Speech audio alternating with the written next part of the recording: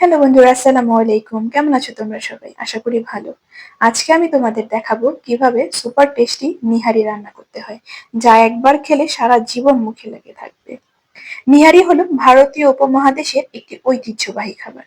নিহারি শব্দের অর্থ হলো সকাল, আর একসময় ফজরের নামাজের পর সকালের নাস্তায় এটি খাওয়া হতো।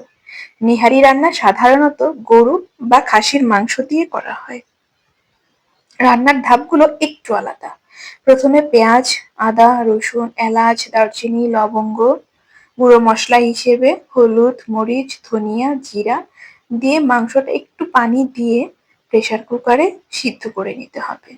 এখানে আমি ৫ থেকে ৬টি সিটি দিয়ে নিয়েছি। এবার অপর চুলায় প্যানে তেল গরম করে তাতে শুকনো মরিচ, জিরা, পেঁয়াজ ও রসুন দিয়ে লাল করে ভেজে নিব। ভেজে নেওয়া ফোড়নটি মাংসে দিয়ে দিব।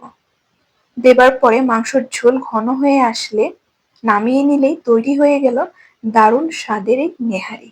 নেহারি শুধু সকালের খাবারই সীমাবদ্ধ নয়, এখন দুপুর বা রাতের আড্ডায়ও এটি অনেক জনপ্রিয়।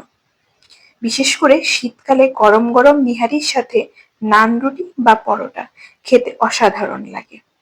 আমি তো প্রায় সময়ই খেয়ে থাকি। তোমরা চাইলে রেসিপিটি ফলো করে রান্না করে দেখতে পারো। টাটা।